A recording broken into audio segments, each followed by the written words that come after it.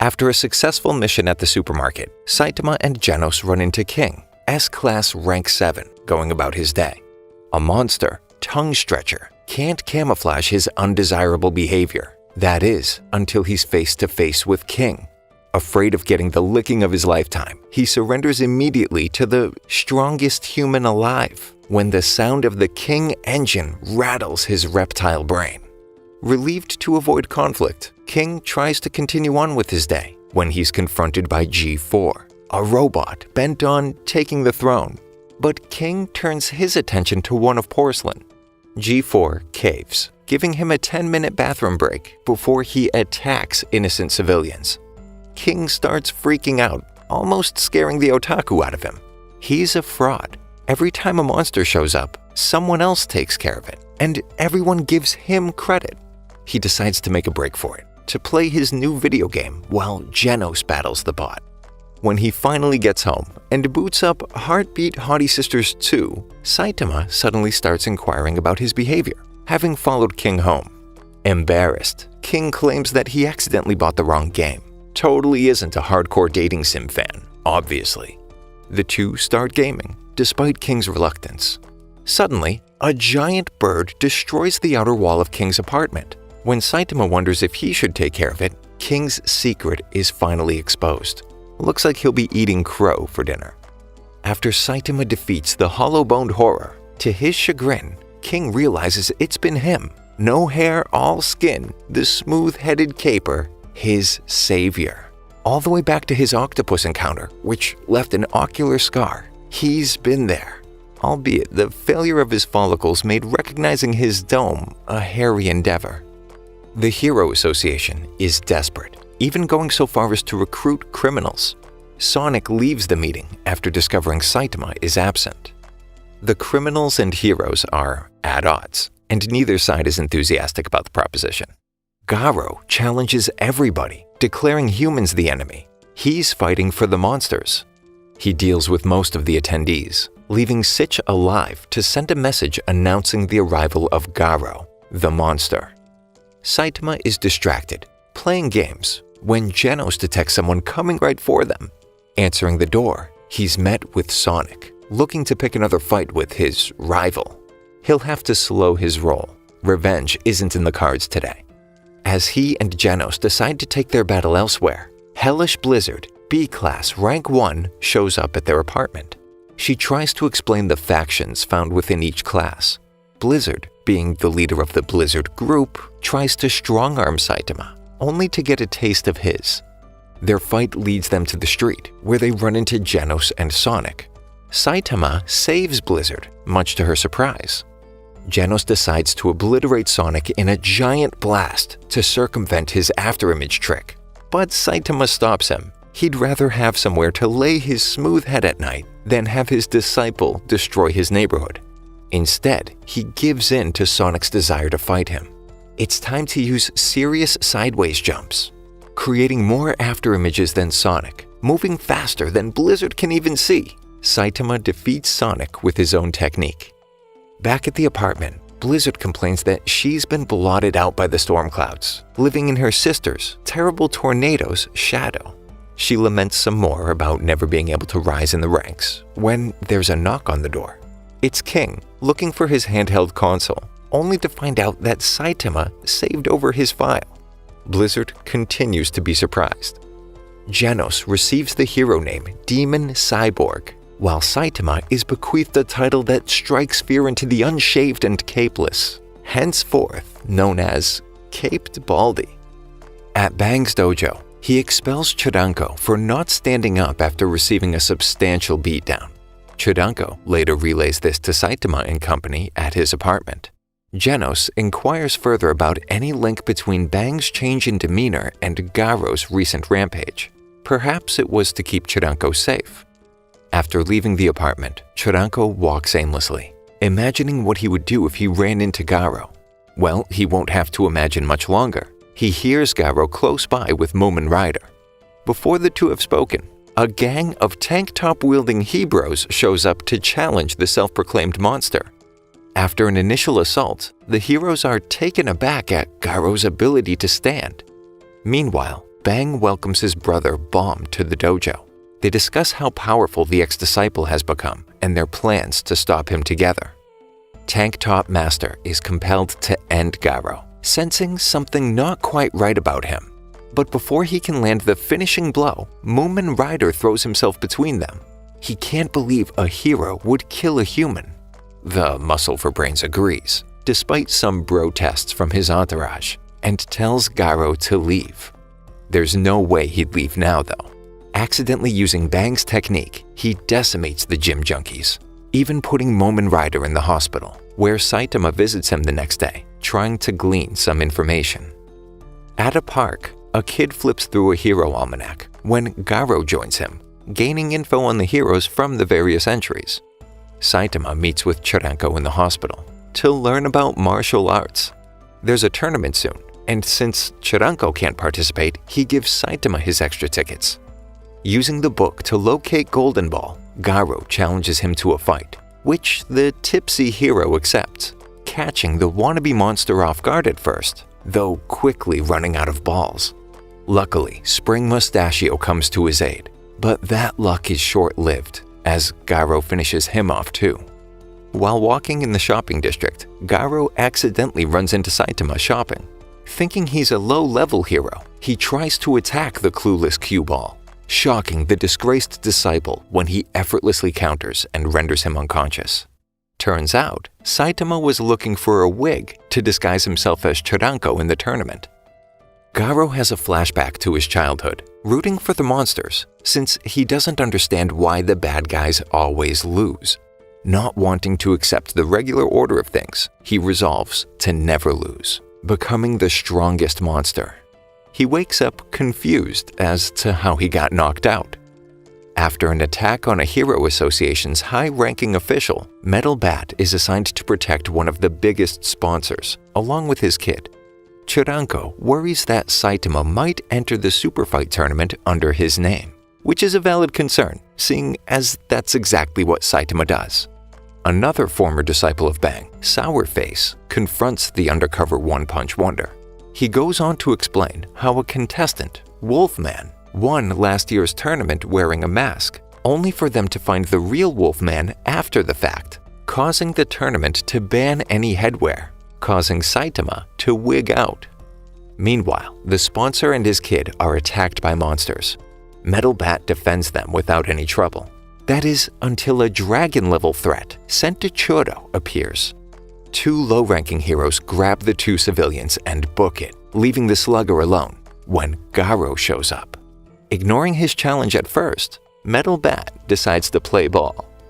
Garo can't believe how much of a beating the baseball hero can endure. After knocking him down, Garo admits he almost got him. One head-on strike could have. A little girl's voice rings out, stopping his bat inches from Garo's face. The hero's little sister steps in and stops the fight. Surprisingly, Garo withdraws, while monsters watch from a distance. After the fight, they approach him and try to recruit him to the Monster Association, to which he refuses, offing one of his stalkers. The Hero Association is overwhelmed as monsters appear in large numbers in every city. At the tournament, Saitama learns that the pairings are based on apparent strength. While Zakos tries to talk trash, Saitama points out how weak he must be since their first match is against each other. Well, it isn't really a match. Saitama wins with a single slap. A former champion, Sweetie, who returned after disappearing for 7 years, takes care of Lightning Max with a single kick in his first match. With reports of monsters in the area, Genos leaves the stands to take care of it. Sourface boasts about winning as Saitama returns from the bathroom, having missed the entire thing. Saitama's next opponent begins to taunt the rookie, attempting to intimidate him, until he touches his wig, garnering a single-punch knockout. Meanwhile, more monsters appear while the heroes become stretched thin trying to combat the large-scale assault. Genos barely beats an elusive cockroach man, only to get blindsided by a dragon-level threat. At the tournament, Sweetie taunts Snack, dissing heroes, claiming that only the strong will survive, before winning yet another match with a single blow. S-class heroes join the foray against the monster assault in an attempt to turn the tide, while Saitama faces off against a ruthless psychopath, more like a toothless handicap after a single smack. During the chaos, Atomic Samurai meets with the Council of Swordmasters regarding the Garo problem. Instead of devising a plot to combat the monsters, Haragiri has joined them, trying to entice the others with monster cells, claiming that consuming them will give them incredible power. Though nothing nuclear, the Atomic Samurai splits him in two. It's finally time for the finals, Saitama versus Suiryu. The latter promises to show his opponent what martial arts are really about. He continues to show his disdain for heroes and advises against becoming one. Saitama finally has enough, not even bothering to dodge a kick which sends his wig flying, disqualifying him for wearing a head cover. Suiryu becomes furious. Refusing to lose, he lets out a fury of blows proclaiming to show what martial arts can do, only to receive Saitama's one-hit wonder, sending him flying out of the ring. Despite winning, Suiryu isn't satisfied. What would have happened if Saitama hadn't pulled his punch? Suddenly, 3 giant crows descend from above, as Goketsu catches a contestant trying to escape and throws their mangled corpse in front of the others.